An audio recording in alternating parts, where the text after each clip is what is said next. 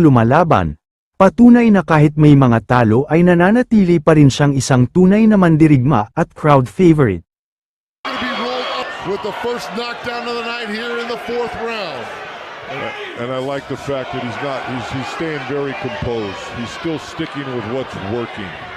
As Baez's nose starts to swell, a lot of blood coming out.